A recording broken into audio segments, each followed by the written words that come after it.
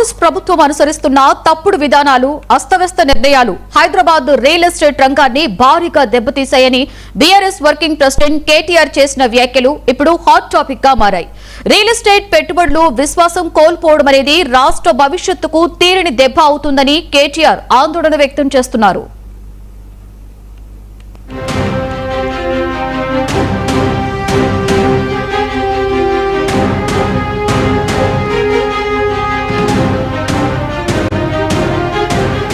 కాంగ్రెస్ పాలనలో RR tax అంటే Rahul Revanth tax అమలవుతుందని KTR ధ్వజమెత్తారు. ప్రతి నిర్మాణానికి చదరపు అడుగుకి 200 రూపాయల వరకు వసూలు చేస్తున్నారని ఆయన ఆరోపించారు. పర్మిషన్ల కోసం ఆక్యుపెన్సీ సర్టిఫికేట్ నెట్వర్క్ల ద్వారా వెళ్లవలసిన పరిస్థితి ఎదురైందని అన్నారు. పెద్ద అపార్ట్మెంట్ల ప్రాజెక్టులు, కమర్షియల్ టవర్లు, గేటెడ్ కమ్యూనిటీలు, వెంచర్లు వంటి వాటిలో చదరపు అడుగుకి 100 రూపాయల నుండి 200 రూపాయల వరకు అదనపు భారం పడుతోందని అనేక సందర్భాలలో చెప్పుకొచ్చారు. ఒకప్పుడు హైదరాబాద్ లో నిర్మాణ వ్యయం, భూమి ధర, డెవలపర్ మార్జిన్ ఆధారంగా ధర నిర్ణయించబడితే ఇప్పుడు అనధికార ఖర్చులు కూడా ప్రాజెక్టు ఖర్చులో భాగమవుతున్నాయని కేటీఆర్ వాస్తవ పరిస్థితిని చెప్పుకొచ్చారు.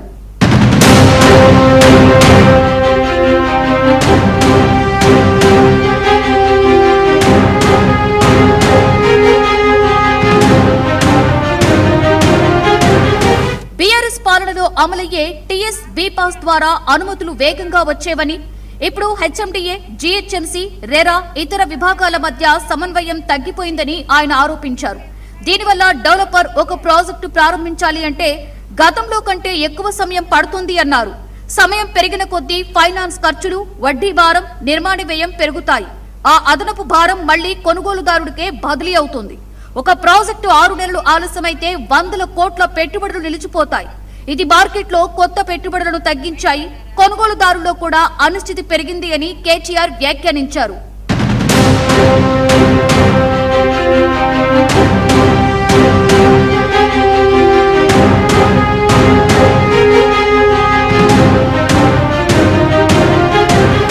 ఐఏఎస్ అధికారుల పాత్రపైన కేటీఆర్ ఆరోపణలు చేశారు. తెలంగాణలో కాంగ్రెస్ ప్రభుత్వం వ్యవహారాల వల్ల నిజాయితీగా పనిచేసే అధికారులు ఒత్తిడికి గురవుతున్నారని కేటీఆర్ ఆరోపించారు. రాజకీయ జోక్యంతో పరిపాలనా వ్యవస్థ నడుస్తోందని ఆరోపించారు. కొంతమంది అధికారులు స్వచ్ఛంద పదవీ విరమణ చేయడం గురించి ఆలోచించే పరిస్థితి వచ్చిందని చెప్పారు. ఇలా కాంగ్రెస్ ప్రభుత్వం తీసుకుంటున్న ప్రజా వ్యతిరేక నిర్ణయాల వల్ల రియల్ ఎస్టేట్ రంగం పూర్తిగా స్తంభించిపోయిందని, పెట్టుబడిదారులు హైదరాబాద్ నుండి పారిపోయే పరిస్థితి వచ్చిందని ఆరోపించారు.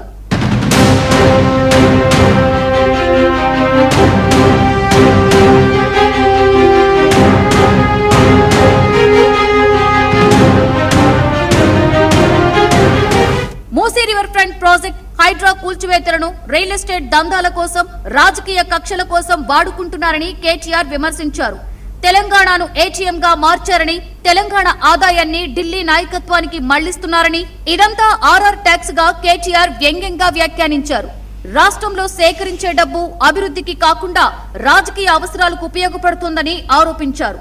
అక్రమ నిర్మాణాలపై చర్యలు తీసుకోవడం తప్పు కాదు గాని వాటిని అమలు చేసిన విధానం మార్కెట్లో భయ వాతావరణాన్ని సృష్టించిందని కేటీఆర్ ఆరోపించారు.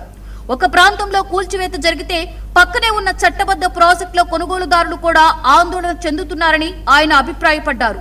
రియల్ ఎస్టేట్ రంగం విశ్వాసంపై ఆధారపడుతోందని, అయితే రేపు నా ఆస్తికి ఏమైనా సమస్య వస్తుందా అని చాలా మందిలో భయం ఏర్పడడం వల్ల కొనుగోళ్లపై ప్రభావం పడిందని అన్నారు.